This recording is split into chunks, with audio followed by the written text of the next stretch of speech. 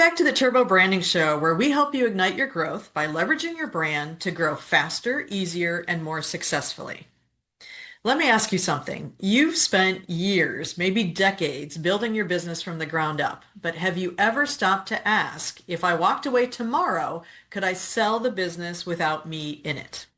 And here's the hard truth. For most small business owners, the answer is no. And that's not just a business problem. For many, it's a brand problem. When you're the brand of the company you founded, when every customer relationship, every referral, every ounce of trust lives with you personally, your business isn't worth nearly what you think it is. And if you ever want to sell it, step back from it, or hand it down to the next generation, the owner as brand dynamic can cost you. I'm your host, Sue Kirchner, and today's guest has made it his mission to fix that. Len Bruskiewitz is a focal point business coach and certified exit planning advisor, and his specialty is helping business owners get themselves and their companies ready to successfully transition out. The stats are sobering. Most small businesses never sell, and one of the biggest reasons the owner is the company, and nobody wants to buy a business whose brand walks out the door with its founder. So if you're 3 years out from an exit or just starting to think about it, what Len shares today will change how you think about your brand as a business asset. So invest the time to listen to this one today.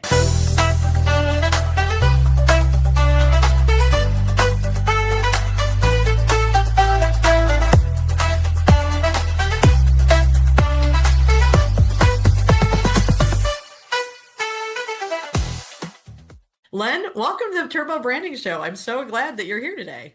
Awesome. So it's a pleasure to be here. I appreciate you inviting me along. Yeah, no, I think everyone's going to be really excited about listening to your experiences with helping business owners get the maximum value for the business when they sell. So, but before we jump into the questions about that, let me tell my listeners just a little bit more about you.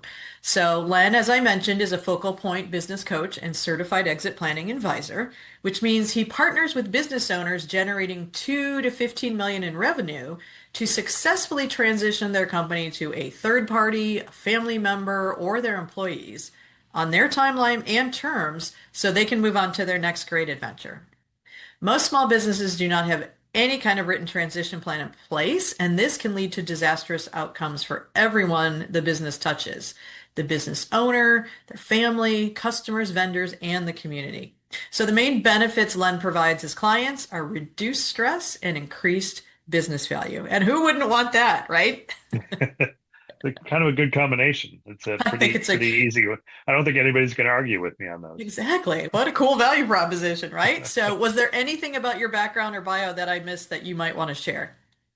No, I think you got it. I mean, I think the only piece is maybe, just a couple seconds on how I got here, right? Yeah, let's do And that. Let's definitely jump into your professional journey and where your passion for helping small businesses comes from. yeah, it's deep-seated. I grew up in a small business, so and I lived above that small business as a young man, helped in that small business, and that business continues today. So there's pride there. But almost my entire working career was with businesses that served small businesses as their customers. So just for example, I worked at Intuit, Hmm. Constant Contact, Grasshopper. So I've interacted with kind of tens of thousands of small businesses over my career. And when I decided to move out of the corporate world, coaching the small businesses made a ton of sense to me. Yeah.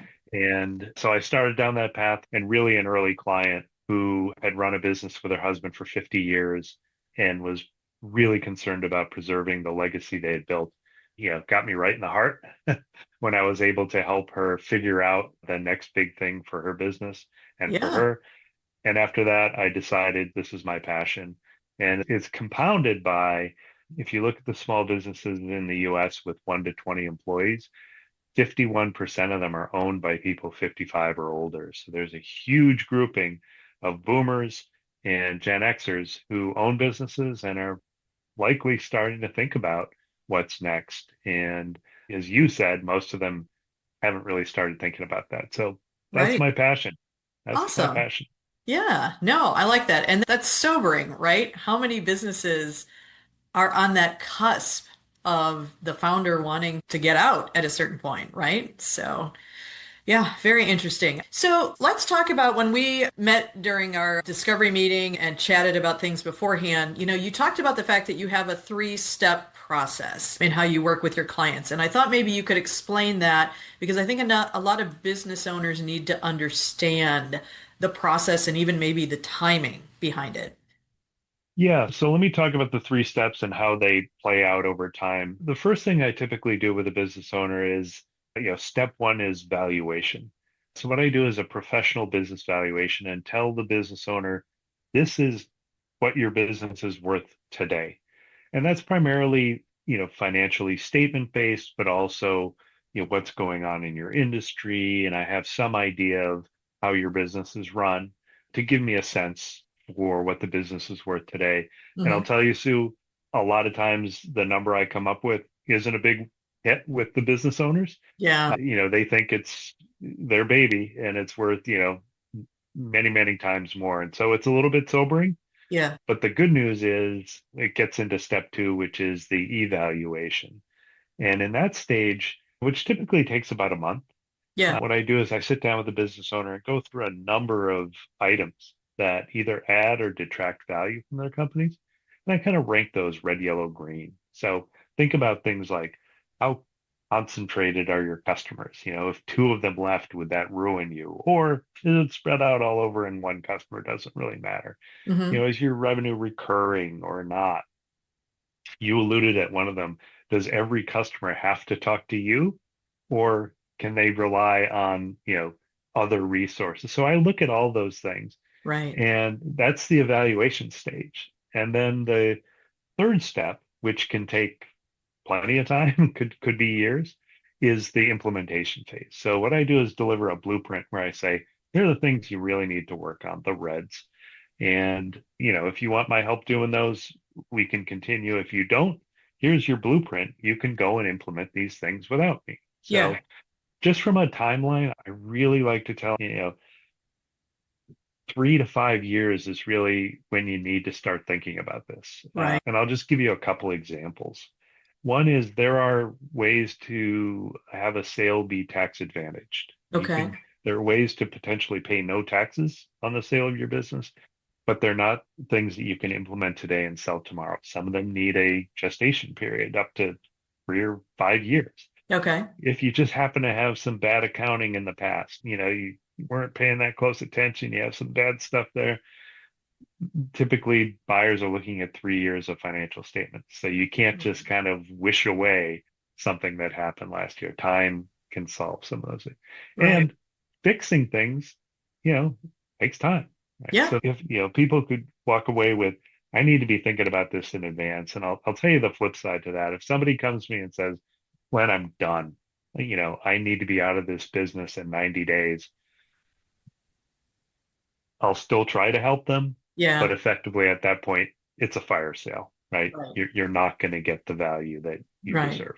Yeah. You're buying as is kind of a thing. So, no, that's interesting. So, does it ever come up as you're doing that evaluation and the points and the flags, red flag and things like that?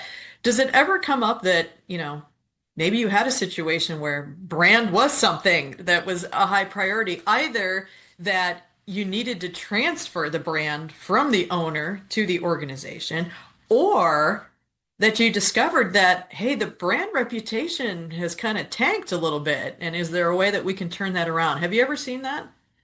Absolutely. And so I'll talk about it, on the two ways you mentioned. The best companies are those really that can operate independently of the owner, right? And so this is the example, I'll pull out a couple crazy ones, Ben and Jerry's, right? Like Yeah. there are, Ben and Jerry are real people, but Yep. at this point, you're not buying the ice cream because of them, right? They've successfully transferred their brand. Yep. And so, that's a great example. That's what needs to happen in order to successfully transition out of a business because kind of cutting to the chase, no buyer wants to buy the owner. They want to buy a turnkey business that they can build upon. Right. So if there is the situation where every decision, every sales call, everything runs through the owner, unfortunately, that business is typically worth $0. Right. Um, Right. so that's the first one. And the second is that, you know, if you're successfully able to do that, now we're down into the reduced stress because no longer is every decision running through that owner. They can take time away. One of the questions I ask early on with my prospects and clients is, if you took a 2 week vacation without your computer and phone, what would the business look like when you got back? Right. And if they say, oh my gosh, it'd be in flames in 24 hours, I say, you're not ready. Yeah. You have too much owner dependency. Yeah, yeah. No, that's interesting. And I've got some stories I'll share too. I had a friend who sold her business, and she was like you were mentioning earlier, like, oh, I want out. I want to retire. I want out. But the only way that she could get the dollar amount, the sale price that in her mind was worthwhile, was the buyer said, well, you need to stick around for 3 years because you didn't do the transition before this, and so we're going to need you to be around to do that. And she felt she was a little bit handcuffed in that here I was trying to get out and now I've got to stick around and do that transition period. But, she did ultimately get what she wanted for that, but it didn't work out the way she thought. But another thing I found with someone I had talked with and then even a client was a woman I was talking to. She had this business in Portland. It was an HR staffing company. And it was like, she was talking about the fact that she hadn't got to the point where she was thinking about selling the company, but she did get to the point where she knew she had to transfer, the founder brand to the organization. She goes, I realized at a certain point that new employees who were coming in were not interacting with me anymore. We had grown and scaled to a point where they may not ever see me in a meetings or on a daily basis or things like that. And she's like, so for me to be the mentor or the brand who kind of, was walking the talk purely just by seeing me in action, she had to turn that around and say, I've got to start documenting this now, and we've got to start talking about how we transition the characteristics going forward. So, it was definitely interesting to me as that flag of whether you're trying to sell the business or not, when those kinds of milestones happen, that's the perfect time to start thinking about transferring founder brand to organizational brand. Absolutely. And I think of it in two ways because owner dependency, as I've mentioned before, is a deal killer, right? If Right, everything runs through it. And right. so the way I think about it, the framework I think of is the owner has to translate or has to take everything, all the special sauce, everything they know, and transfer it to one of two places, Okay. either to people Yep. who work for them, right, and can Yeah. continue that on, or in processes, Mm. right? So documented processes, right? Yeah. Because there are times where you say, well, as an owner, I maybe have one employee, and not going to be they're not going to continue everything. Okay, then you've got to document your processes that make what you do unique and special, Yeah. and figure out a way to do that so that somebody else can pick it up. So it doesn't necessarily have to be employees, although you want the culture, Right. clearly embedded in your employees, but they can lead too, right? Yeah. So if Yeah. you've documented it, that's, those are the two ways that you can transfer the value of your brand to your Yeah. company.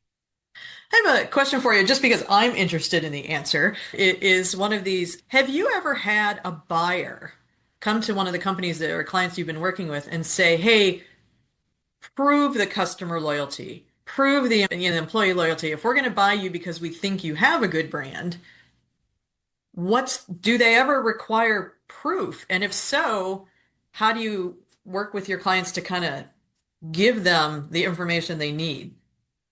Yeah, this is a tricky one. I'll be upfront about it Yeah. because depending on the stage, right, a lot of times business owners are not going to want to point a potential buyer to their biggest client or something like that, right? So there are a couple ways to do this. There are companies out there that will do kind of third party, checking of brand loyalty and things like that. Yeah. That's one way I've dealt with this. The other way is, once you get to a certain point, you know, pointing a potential buyer to employees or to some of your customers is really the only, maybe the only way. But what I prefer to do in lieu of that is Hmm. to point to those things that are objective, right? Like, for example, if you have a recurring revenue business, right? If you say, hey, look, our retention rate is 98% annually, that tells you you're doing something right. Yep. Either your product is so great that nobody can leave, or you're doing such a great job of Right. keeping people, right? Right. So what I try to point to first are objective measures that don't involve a lot of interpersonal, because that's taking up a lot of time. Yeah. And again, if deals don't happen, you've potentially done some damage. So that's how I addressed that in the past. Okay. Well, building on that a little bit, like you said, these things take time, right? And maybe even take some money. But what are some of the reasons you've seen that business owners they delay their exit planning? I mean, do they honestly feel, or they're in the headspace that I'm going to work here forever, and then suddenly one day they don't want to, or they just don't, it's like an avoidance kind of a thing. I don't want to, I don't want to go down that path. Yeah, I've come up with probably seven really good reasons. I'll stick to two, okay, Okay. just to keep it simple.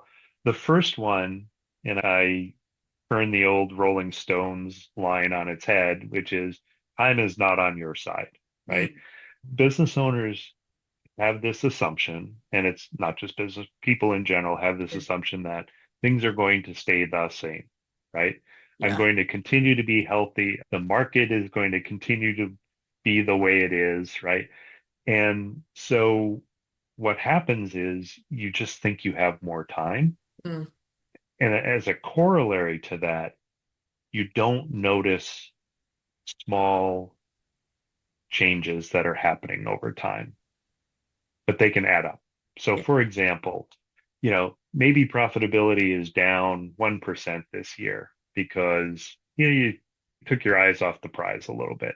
Okay. And then the next year it's down to, 2%. But after 3 or 4 years, now you're down 10%, right? And Yeah. it's kind of snuck up on you, right? So that's one of the big reasons that they just don't pay as close attention, and things just kind of, on the edges get worse. And Yeah. again, they're not as motivated, right? They're starting Right. to slow down. So that's the big one. The time is not on your side. The second one I'm going to talk to is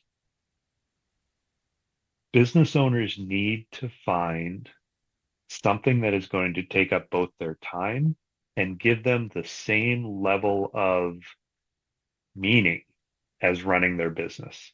Mm. And if they don't have those, so this is really a personal side, right? Yeah. Yeah. But if you don't have those, then you're going to keep doing what gives you meaning, right? Right. So, I told you about one question I ask. Another question I ask is, what are you going to do when you sell the business? Right. And if I get an answer like, oh, I'm going to travel and play golf, I start shaking, right? Yeah. And I say, don't ever say that again, because a potential buyer is going to run for the exits. That is not a plan, Mm. right? Hmm. You're going to get bored of playing golf, and traveling, gets old after a while, right? So Yeah. if somebody came to me and said, you know what, I've got grandkids in Phoenix, I'm going to move there, I'm going to volunteer at this nonprofit, I'm going to take a board position, that's a plan, right? Uh, And again, what I want to hear is something that's going to take up their time and give them that meaning that they currently get from their business. So there are more reasons why people right. procrastinate. I'll just stick to those two. Well, that's interesting that you said that. I don't think I've had anybody say that to me about, selling your business and buyers wanting to know that you have a plan. Tell me why they would view that as a red flag. Yeah, the biggest reason is that the buyer and the seller will go through due diligence. They'll spend a lot of time, a lot of money. They'll get to the end, and the seller will say, nope, because I don't know what I'm going to do tomorrow, and that scares me. So it's sellers get cold feet. Okay. All right. Yeah, Yeah, you're right. I mean, you need to have what's the next step if you're going to walk away from your baby, which is very emotional. Like you said, you need to be not walking away from something so much as walking towards something, right? So, exactly. Yeah, you've got to have what's your next big adventure. And again, you know, traveling, playing golf sounds great. That's not a long-term plan. yeah. Okay. So You mentioned when we were talking, and I don't know if you have the exact stat or anything, but you're really impressed with this idea about what percentage of small businesses that go up for sale actually sell and how many don't. I don't know if Yeah, those I'm gonna share numbers. yeah, I'm gonna share two really sobering stats. Uh, And this is kind of my life's work now is to in my own way, tweak those just a little bit to the better. yeah. About 80% of the small businesses that go up for sale do not sell. Mm. So Wow. only about 20% do, right? I can share some reasons why. Yeah. The other sobering stat I just want to share, and again, these are both fixable. That's the good news, right? Yeah. These are both fixable. The other really sobering stat is that, again, typical small business owner has about 80% of their total financial assets tied up in their business. Mm. And there are good reasons for that. In many cases, the ROI is great. I can get a better return investing in my own business than I can in some other form, right? Right. The one downside to that, if you think about financial assets, if you think about investing in your business versus investing in the stock market, if you wanted to sell everything tomorrow, every stock, every ETF you own, you could do that and Hmm. instantly turn it into cash. Yeah. With your business, you can't, You right? can't. You can't. So, Yeah. so those two stats are really sobering. They should Huh. be sobering, but there are ways to improve your chances. And it's a quick segue, but I want to explain, why that 80% number Yeah. exists for the most part. Yeah. Three big reasons that businesses that go up for sale don't sell. The first one is just completely unrealistic price expectations. Okay. This is, a guy at the country club sold his business for $10 million, so I think mine is worth $10 million. Unfortunately, doesn't matter how hard you worked, that's not how the businesses get valued, right? So Yeah. unrealistic price expectations, number one. Second, I've hinted at this before, owner dependency. If the business can't run without the owner, it's effectively not going to sell. And the third one is tied in as well for financial reporting or process documentation. If somebody else can't come in and run it, it's not going to sell. Or if it does, it's going to be fire sale again. Right. So hopefully that's really helpful in terms of sobering but hopeful because there are ways to solve these. Yeah. And obviously as we talked about earlier, the brand lives in that second, reason is, the owner dependency kind of a thing. And so that's definitely something that they need to take into consideration. So I want to go back to something you mentioned to me when we talked the first time, is that there's bigger stakes here sometimes about selling your business, that it's more than just a financial conversation. It's, when the business closes without selling, it doesn't just impact the owner, right? It impacts their family, their employees, their vendors, their customers, their community. They're a local small business that people, support and rely on. So, do small business owners need to understand why exit planning is more than just for them to create financial wealth in their retirement, but actually, is there a bigger responsibility to their community? I think there is. And look, I'm not going to tell somebody that they can't leave, they can't shut down their business after 40 years. Like that's not Right. my role. But I do like to make them aware of the impact they have, right? And I may have, shared this story with you where that community impact. And it's also a part of why potentially there's that cold feet issue is business owners are viewed in their community put up on a pedestal, right? Like the business owners are the ones who are sponsoring the float in the parade and they're buying the soccer, they're sponsoring the soccer uniform. So their name is out there, their reputation is out there. This also gets to my point earlier where sometimes that's hard to give up, right? They now will no longer be known as a business owner. Now they're just kind of a regular citizen. And where this comes into play is if I worked at a big bank, right, Hmm. for 30 years and decided to retire, the community doesn't really care, right? Like, Right. maybe the bank cares, but there's somebody that's going to move right into that role. So I just think business owners have a different position in their communities. And so again, it's every business owner's right to completely shut it down. Right. But I do like to make them aware that they have a bigger impact on it's not just their decision. Yeah. No, I love that because I've said before too, I mean, that's part of my mission or what I'm driven to do is, I mean, I view business owners as, heroes or sheroes because they do have such an impact in their community. Anyone who takes that risk to provide for their family and then allow someone else to provide for their family by employing them and helping the community and all that. I mean, that's heroic in my book. And my mission, you talked earlier about, if you could nudge the needle a little bit about that statistic of the 80%. I have a mission to nudge the needle on the fact that only, I think, 9% of all businesses in the United States ever get beyond that $1 million revenue mark.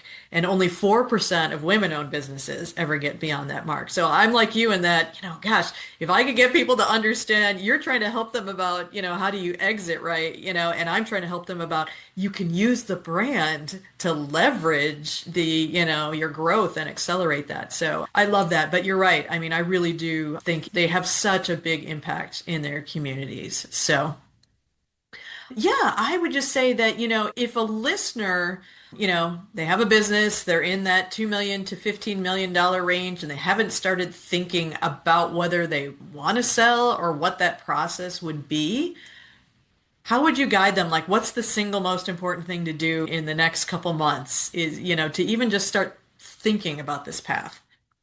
Yeah, I'm going to say it's four things All right. and the one thing I would also say is even if you're below $2 million in revenue, you also need to think about this, right? Okay. So the first thing is something we've touched on a fair bit, which is think about your personal life, right?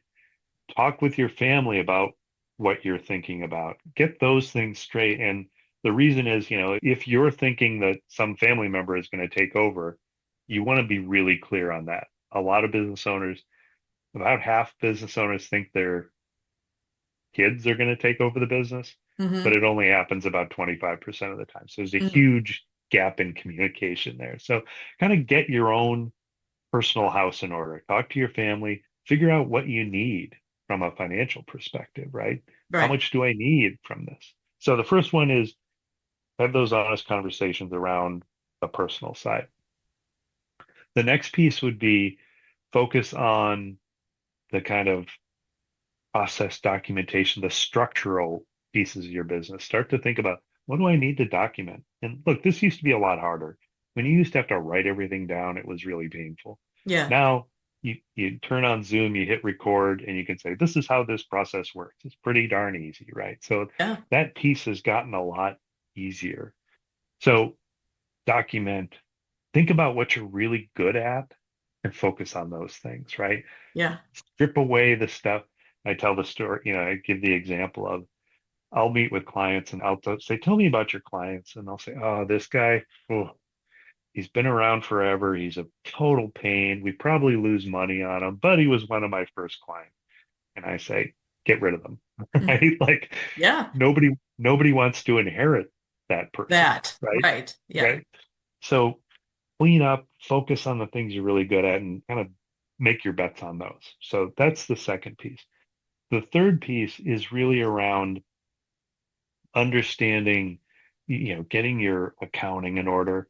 I talked about that being a big issue. So make sure that your books are in order. It's one of the single biggest things. Mm-hmm. And then the fourth thing, the fourth quadrant is really focus on the kinds of things you do.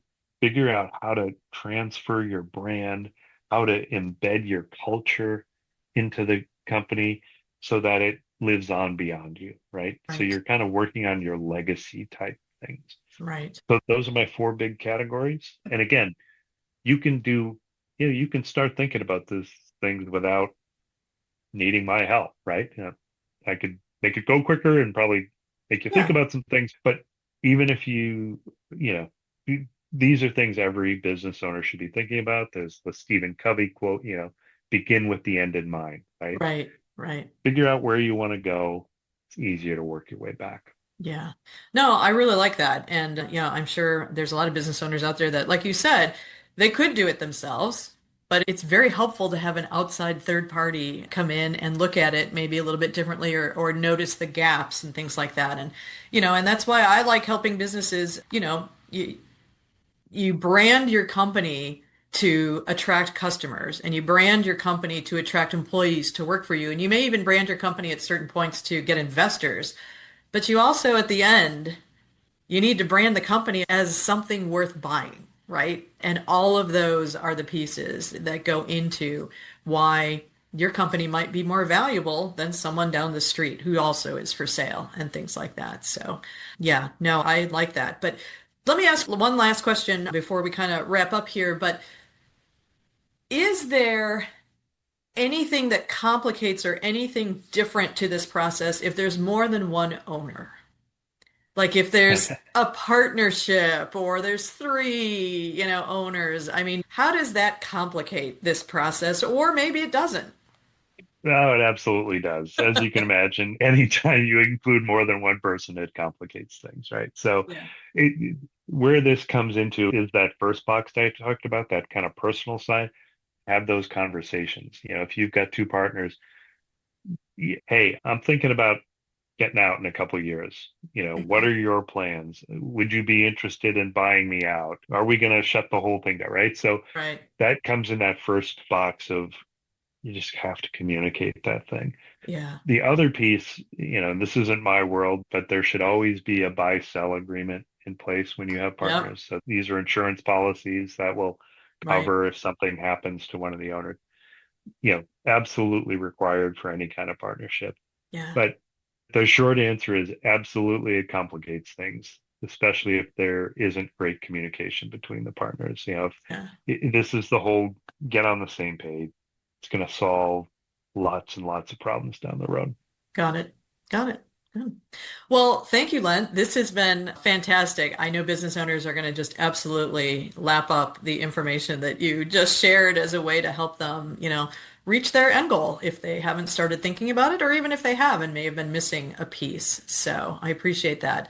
I do want to ask you one question that I ask every guest on here, and if I'm blindsiding you, we can move on. But I love to honor small businesses that are doing a great job with their brand because, we all look at the examples of great branding as being these huge companies of, Apple, Mercedes, and things like that. And so I want to give shout outs to smaller firms, and maybe it's a company that you helped a client in the past and all that, but that really took the brand seriously and do a great job of delivering on the promise and the value that they offer. Is there one you would nominate? There is. So I think I shared with you, I play ice hockey as not very well, but I play. And there is a local Massachusetts-based company. It's called Sparks Hockey, Yeah. and they've invented a home skate sharpener, right? Hmm. And it's about as easy to use as a Keurig coffee maker, right? Okay. So if you think about what, skate sharpening used to be almost like a guild kind of thing. It took a craftsman to sharpen a pair of skates. They were in one location and they worked their own hours. So it was never very convenient for the consumer. What Sparks has done is put a unit that you can purchase and put in your house, Yeah. anywhere in your house, and do this on your own time. And that was a novel concept about maybe 10 years ago. Yeah. But the tagline they came up, and I'm going to do a little self brag here. I was one of the people that came up with this tagline was own your edge. Nice. And so they've stuck with that branding, right? Yeah. And they've stuck with it because when you think about it, it's like, wow, no longer is this somebody else's thing. I Right. can own my own edge, right? So Right. I love what they do. They've come up with a sound that goes with the brand. They have very specific colors. They've done a great job of just building up this idea that you can take what used to take a craftsman and now you can do it yourself. You can do So it that's yourself. my shout out. I love that one. That one's great. I can't wait to promote them and give them props for what they've been doing. So, but Len, thank you so much for spending time with me today and sharing your insights on exit planning and successful, owner brand transitions and, leading to a successful company sale. But if any of our listeners would like to learn more about you, your advisory services, where can they find you? They can find me on the web at greaterheightscoaching.com. And from there, there's a bunch of information about exit planning and as well as ways to reach out to me if they're interested. Wonderful. And we'll include those links in the show notes. But again, thank you so much for joining us today. I really appreciate it, Len. Thanks for having me, Sue. I enjoyed it. Excellent. Before you go, I want to inspire you to take action to start the transformation to an organization that is less founder dependent. Organizations that can stand on their own without the founder or the founder's brand leading the way can grow faster and create value for you, for your employees, and for the community. So if you're thinking about an exit in the next 3 to 5 years, you need to prove to a potential buyer that you're selling a company that can stand on its own, that can make decisions without you, where you're not a bottleneck to growth. So this week, I want you to think about what only you can do in the organization. Is there anything mission critical that lives in your head, like pricing or product development strategies, vendor relationships and how you choose who to work with, or culture or how things get done here, or what you want the brand experience to be for each one of your customers? These are things that if you were to go away for 2 weeks without leading, it would cause the company to stall. So let's capture these thoughts that live in your head in some way. Documenting your processes used to be a pain, but it's a lot easier now. You can use software like Playbook to document your processes, or I am absolutely in favor of just keeping it simple at this point. Just hit record on Zoom or on your iPhone. So pick one thing you do that no one in your company fully understands and record yourself walking through it out loud, start to finish. Like how you handle a new client call, or how you price a job, or how you resolve a customer complaint, or how you know which new hires are going to be a good fit for the company. Don't overthink it. Don't worry about how you look. Don't worry about what you said. Don't worry if you missed a step. You can always re-record it later if you think you can make it better. But this is one video that's the first step in transferring your founder brand and thought processes to your organization. And it's exactly what buyers are looking for. Evidence that the business runs beyond you. And thank you for joining us for this episode of the Turbo Branding Show. I hope you've been inspired to ignite your growth by leveraging your brand. And if you enjoyed it, I'd love it if you could help me build a strong brand following for the show. Please share this episode and be sure to like, subscribe, and leave a review. Thank you, and stay tuned for our next episode.